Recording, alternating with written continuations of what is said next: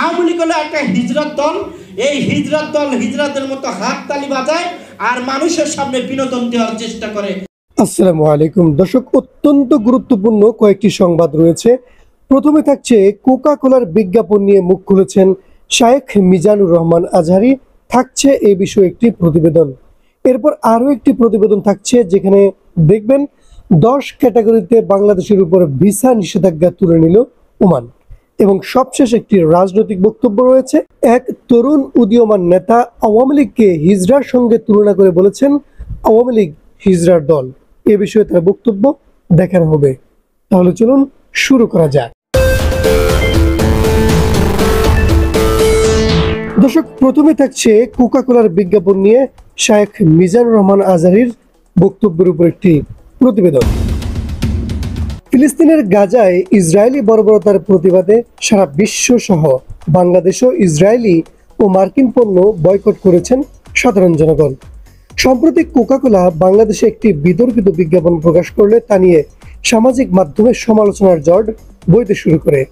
এরই প্রেক্ষিতে কোক বয়কটের পাশাপাশি বিজ্ঞাপনটিতে কাজ করা অভিনেতারাও পড়েছেন তোপের মুখে। ইতিমধ্যে সামাজিক মাধ্যমে প্রকাশ্যে ক্ষমাও চেয়েছেন বিজ্ঞাপনটিতে কাজ করা মডেলরা। এ নিয়ে মুখ খুলেছেন মালয়েশিয়ায় বসবাসরত জনপ্রিয় বাংলাদেশি ইসলামী আলোচক মাওলানা মিজানুর রহমান আজহারি।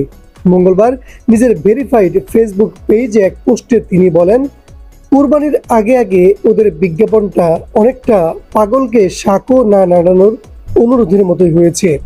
পণ্য বয়কটের মুভমেন্ট খানিকটা ঝিমিয়ে পড়ছিল, এবার নতুন করে আরও চাঙ্গা হবে। তিনি বলেন, যে কোনো আগ্রাসনের বিপক্ষে অবস্থান নিন, যার যতটুকু সম্ভব ইসলাম বিদ্বেষী ও জালিমদের পণ্য কেনা থেকে দূরে থাকুন। ধীরে ধীরে এটা অভ্যাসে পরিণত করুন। পণ্য বর্জন কতটা শক্তিশালী তা বলার অপেক্ষা রাখে না। মালয়েশিয়াতে তা স্বচক্ষে অবলোকন করছি। এখানে ম্যাকডোনাল্ড এবং স্টারবাকস অনেকটা আইসিইউতে। তিনি আরো বলেন, বর্জন এবং জনসচেতনতা চলবে একই সাথে। শুধু পণ্যই নয়, ইসলাম বিদ্বেষী সব কিছুকেই বর্জন করতে হবে। এবারের ঈদ হোক ত্যাগের মহিমায় উদ্ভাসিত ও চিহ্নিত সকল ইসলাম বিদ্বেষী পণ্যমুক্ত। এবার থাকছে আরো একটি প্রতিবেদন। 10 ক্যাটাগরিতে বাংলাদেশের উপর ভিসা নিষেধাজ্ঞা তুলে নিল ওমান। কয়েকটি ক্যাটাগরিতে বাংলাদেশি নাগরিকদের উপর থেকে ভিসা নিষেধাজ্ঞা তুলে নিয়েছে ওমান। বুধবার ঢাকার ওমান দূতাবাস থেকে এক সংবাদ বিজ্ঞপ্তিতে এ তথ্য জানিয়েছে। এতে বলা হয়, গত বছর অক্টোবরে আরোপিত বাংলাদেশি নাগরিকদের ভিসা নিষেধাজ্ঞা থেকে নির্দিষ্ট কিছু শ্রেণীকে অব্যাহতি প্রদান করেছে ওমান সরকার। ফ্যামিলি ভিসা, জিসিসি বা উপসাগরীয় অঞ্চলের দেশগুলোতে বসবাসরত বাংলাদেশি নাগরিকদের ভিজিট ভিসা, ডাক্তার, প্রকৌশলী, নার্স, শিক্ষক, হিসাব রক্ষক, বিনিয়োগকারী, সব ধরনের অফিসিয়াল ভিসা এবং উচ্চ আয়ের আর্থিক ক্ষমতা সম্পন্ন পর্যটক। বিজ্ঞপ্তিতে বলা হয়, এসব শ্রেণীভুক্ত আবেদনকারীদের কাছ থেকে ভিসা আবেদন গ্রহণ করবে এবং ভিসা ইস্যুর ব্যাপারে রয়্যাল ওমান পুলিশের সঙ্গে সমন্বয় করবে।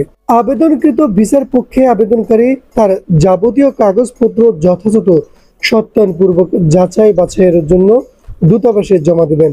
ভিসা আবেদন প্রক্রিয়া সম্পন্ন করতে প্রত্যেক আবেদনকারীর সরবরাহকৃত তথ্য যাচাই বাছাইয়ের উপর নির্ভর করে 1 থেকে 4 সপ্তাহ পর্যন্ত সময় নির্ধারণ করা হয়েছে। এছাড়া ভিসা নিষেধাজ্ঞা প্রত্যাহার সংক্রান্ত বিষয়ে দূতাবাস বলছে, বাংলাদেশ সরকার ও ওমানি কর্তৃপক্ষ আন্তরিকভাবে কাজ করে যাচ্ছে এবং নিষেধাজ্ঞা প্রত্যাহার প্রক্রিয়ার বিষয়টি ত্বরান্বিত করতে উভয় দেশের কর্তৃপক্ষ অনেক দূর এগিয়ে গেছে। বিজ্ঞপ্তিতে আরো বলা হয়, ভিসা নিষেধাজ্ঞার বিষয়টি নিছক একটি রাজনৈতিক সিদ্ধান্ত, যা কৌশলগত কারণে ওমানে বিদেশি শ্রম বাজার সমীক্ষা ও পর্যালোচনার চলমান প্রক্রিয়ার অংশ। বাংলাদেশ ও ওমান উভয় দেশের বিদ্যমান দ্বিপাক্ষিক সম্পর্ক অত্যন্ত চমৎকার, আর এই দুই দেশের বিচক্ষণ ও সুযোগ্য নেতৃত্বের হাত ধরে এই দ্বিপাক্ষিক সম্পর্কের ক্ষেত্রে দিন দিন বৃদ্ধি পাচ্ছে ও বহুমাত্রিক ধারায় সম্প্রসারিত হচ্ছে। প্রিয় দর্শক, চলুন সর্বশেষ আমরা দেখব তরুণ উদীয়মান রাজনৈতিক ব্যক্তির রাজনৈতিক বক্তব্য। তিনি আওয়ামী লীগকে হিজড়ার দল হিসাবে উল্লেখ করে হিজড়ার সঙ্গে আওয়ামী লীগকে তুলনা করেছেন। কি বক্তব্য দিয়েছেন চলুন আমরা তার মুখ থেকে শুনি। আমরা তো থেকেছি 17 বছর রাজপথে, ওরা 17 দিনও থাকতে পারবে না। আওয়ামী লীগ হলো একটা হিজরত দল, এই হিজরত দল হিজরাতের মতো হাততালি বাজায় আর মানুষের সামনে বিনোদন দেওয়ার চেষ্টা করে। ওদের কোনো রাজনীতি নাই, কারণ নাই এই কারণে এদেশের জনগণ ওদের সাথে নাই। ডান বাম বুঝি না, বুঝি নাই।